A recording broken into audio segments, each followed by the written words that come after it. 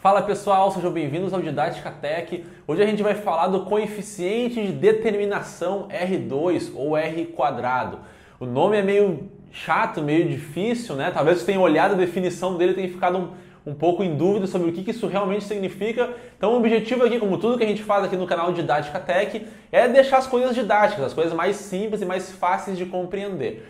Então a gente vai tentar aqui explicar o que é na prática o coeficiente de determinação R2 e o que ele significa, como interpretar ele, tá? Antes de falar da definição dele, é importante mostrar a aplicação disso, como funciona, e quando eu começar a falar desses dados aqui, eu vou chegar na conclusão do que é o R2, vou mostrar para vocês, e daí vai ficar bem mais fácil de compreender para que ele serve, tá? Então é o seguinte, vamos imaginar que a gente tem um dado, né, que é o tamanho das casas a partir do preço das casas, tá? Então aqui imagina que a gente tem algumas residências, né, algumas casas, e a gente foi coletando o preço dessas casas e foi comparando com o tamanho. E daí a gente gerou esse gráfico aqui, que relaciona o preço com o tamanho das casas, tá? A gente pode ver aqui que a distribuição desses dados aqui parece ter uma relação crescente aqui, né? À medida que eu aumento o preço, o tamanho também vai aumentando, né? Beleza. Agora, vamos fazer o seguinte, vamos imaginar que eu quero criar um modelo que use uma reta, tá? Eu quero criar um modelo de reta que represente esses dados, de maneira que se eu inserir um novo preço, eu tente descobrir qual vai ser o tamanho, né? Vou tentar criar um modelo que possa explicar o comportamento do preço em relação ao tamanho. A primeira ideia que eu vou ter para fazer isso vai ser calcular a média dos tamanhos e traçar aqui uma reta, já que é uma reta que eu quero, eu vou traçar uma reta aqui dos tamanhos e vou botar aqui. Então vamos imaginar que o meu primeiro modelo, né, inicial fosse calcular a média de cada um dos tamanhos aqui, estou interessado só nesse eixo aqui. Vou calcular esse valor, esse, fazer uma média disso tudo e cheguei num valor, vamos imaginar que foi mais ou menos aqui, ó, sei lá. E daí esse aqui foi o valor médio, tá? Tracei essa reta aqui. Não está bem reto, né, mas era para ser uma reta. Beleza. Olha, essa reta aqui, ela não representa assim muito bem esse modelo, certo? Tem bastante erro aqui, né? Como é que a gente poderia calcular o erro desse modelo? É só pegar aqui cada um dos valores, né, que eu já conheço, e ver a distância desse valor para a minha reta, né? Para o meu modelo aqui, que nesse caso é só uma reta horizontal aqui, que é a média dos valores. Então, essa distância aqui, ó, a distância desse valor para essa reta, vai ter um tamanho aqui, que eu vou elevar ao quadrado e somar com essa distância aqui, ó, desse ponto até essa reta, vou elevar ao quadrado também, somar com a distância desse ponto até essa reta, que está praticamente nulo aqui, depois vou somar com a distância desse ponto até essa reta e fazer a mesma coisa com cada um desses pontos, tá? Eu calculo a distância deles até a reta, que é o meu modelo, e vou elevar ao quadrado esse valor dessa distância aqui, desse erro. E eu vou chamar isso de soma dos quadrados total, tá? Vou botar um T aqui de total, que somou ao quadrado todos os erros aqui desse modelo, tá? Então imagina que eu tenho esse primeiro dado, esse primeiro valor aqui, que eu chamei de SQT, soma dos quadrados total, que é a soma dos quadrados dos erros aqui, de cada um dos valores em relação a essa minha média, beleza? Para quem viu o nosso vídeo de variância, né, onde eu expliquei como é que se calcula a variância, vai lembrar que esse valor aqui, a soma dos quadrados total, nada mais é do que o cálculo da variância desse modelo aqui. Por quê? Porque esse modelo é justamente a média, né, dos valores. Quando eu calculo a diferença de cada um dos valores em relação à sua média e elevo cada um dos valores ao quadrado, eu tenho a variância, tá? Beleza. Agora vamos imaginar o seguinte, ó. Eu usei um modelo de machine learning, né, e criei um modelo melhor do que esse. Eu criei um modelo, deixa eu apagar aqui essas distânciazinhas aqui. Eu criei um modelo que é uma reta, mas uma reta que parece se alinhar melhor a esses dados. Eu vou desenhar de verde aqui, ó, essa reta aqui, ó.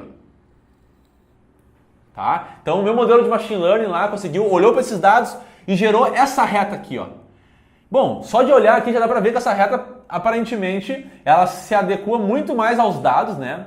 Ela faz aqui ela representa muito melhor esses dados do que essa outra reta aqui. Afinal, ela está crescendo na mesma taxa que parece que esses dados estão crescendo. E como é que a gente pode provar que essa reta realmente está melhor do que a outra? É só calcular agora a distância de cada um desses pontos aqui em relação a essa reta verde. Então a gente vai fazer a mesma coisa que a gente fez antes.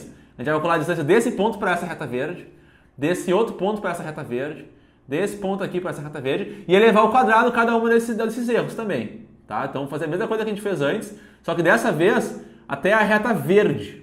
Tá? E eu vou chamar isso aqui de soma dos quadrados dos resíduos. Tá? RE, soma dos quadrados dos resíduos. Essas nomenclaturas que eu estou usando aqui, soma dos quadrados total e soma dos quadrados dos resíduos, é o que é mais usado, é o que mais vocês vão ver por aí, tá? Tanto em português como em inglês, claro, em inglês traduzido.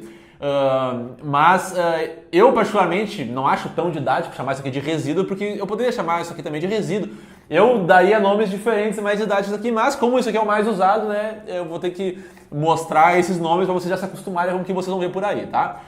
O mais importante é lembrar que a soma dos quadrados dos resíduos é a distância de cada um dos pontos para o meu modelo, tá? Que eu criei aqui e tentei gerar um modelo melhor do que esse modelo que é só a média dos dados, beleza? Então o modelo da média dos dados é esse SQT e o modelo que eu gerei é o SQRS. Então cada um desses calcula a diferença dos erros ao quadrado aqui.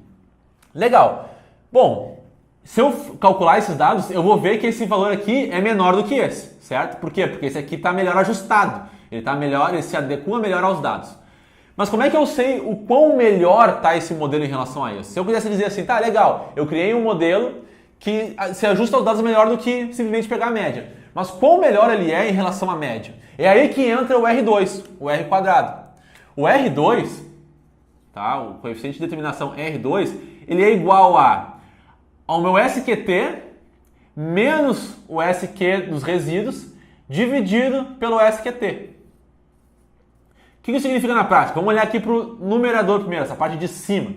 Bom, essa parte de cima vê certinho quão melhor é esse modelo em relação a esse. Por quê? Porque eu faço a diferença. Quando eu faço a diferença dos erros desse modelo da média com o meu modelo, a diferença entre um e outro mostra o quão melhor esse aqui é, certo? Ele está vendo a diferença entre os dois. Quando eu divido pelo SQT, eu estou normalizando. Eu estou trazendo esse valor para uma escala que varia entre 0 e 1.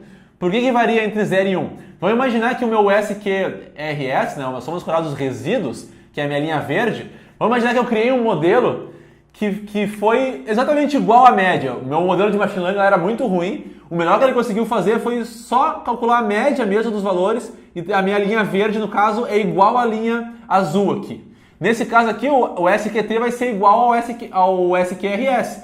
Então isso aqui vai dar 0. E o meu R2 quadrado vai ser 0. Certo? Agora vamos imaginar um outro cenário. Um cenário onde meus dados eles estão distribuídos de tal forma, né, que os dados estão assim, ó, de maneira que quando eu traço a minha reta passa por cima de todos os dados. Tá? Então imagina aqui um cenário diferente desse, onde a minha reta, meu modelo passou exatamente por cada um dos dados, ou seja, não teve nenhum erro.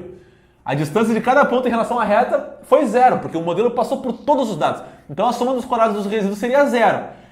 O SQT menos 0 é o próprio SQT, dividido por SQT vai dar 1.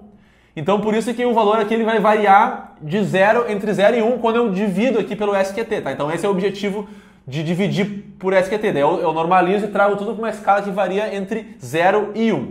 E o que esse R2 nos diz então? Quanto maior o R2, né, o último exemplo que eu mostrei agora, quando o SQRS é 0, é o melhor cenário possível, certo? Quando o meu modelo passa por todos os dados sem nenhum erro, é o melhor cenário. Então quando o R2 é igual a 1, né, ou seja, isso significa que o meu RQRS é igual a 0. Ou seja, o meu modelo é o melhor possível, então é o melhor cenário. Já quando o meu R2 é igual a 0, quer dizer que o meu modelo não é nem um pouco melhor, ele é exatamente igual ao modelo da média, ou seja, é o pior cenário aqui. Então por isso que quanto maior o R2, melhor, e quanto menor, pior. Tá? Como é que a gente poderia interpretar o valor do R2? Vamos dizer assim, ó, que alguém chegou e falou, olha só, eu criei um modelo de machine learning e esse modelo gerou um R2 de 0,87. O que isso significa do ponto de vista de interpretação? Deixa eu ver se está aparecendo no vídeo aqui, tá? O que isso significa em termos de interpretação? Significa que o meu modelo que eu criei é 87% melhor do que um modelo de simplesmente pegar uma média dos valores, tá? É isso que significa na prática o coeficiente R2. É o quão melhor o meu modelo é em relação a um modelo muito fraco de simplesmente traçar a média dos valores, tá? É isso que significa na prática esse modelo.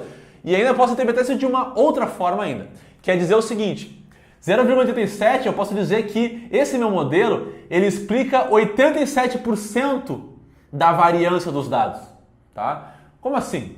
Olha, lembra que essa reta aqui, ela é o cálculo do SQT é o cálculo da variância, é a média dos valores, depois eu tiro a distância de cada um dos valores ao quadrado, isso aqui é a minha variância, traz a variância dos dados. Enquanto esse modelo aqui tem o resultado total da variância, esse aqui ele mostra quanto dessa variância conseguiu ser explicado. Se o R2 fosse 1, significa que 100% da variância, toda a variância desse modelo foi explicada pelo modelo. Ou seja, ele pegou todos os dados, o erro foi 0, ele conseguiu capturar toda a variância do modelo. Agora, quando o modelo não é igual a 1, né, ele representa um percentual dessa variância. Ele conseguiu capturar um percentual de para onde esses dados estão variando, para onde eles estão mudando, para onde está o erro desses dados. Ele conseguiu pegar a direção desses erros e mostrar o quanto por cento que ele consegue capturar, quanto que ele explica, tá? Então essa é outra forma de enxergar. Quanto por cento da variabilidade dos dados, ou da variância dos dados, que o meu modelo está conseguindo capturar, tá certo?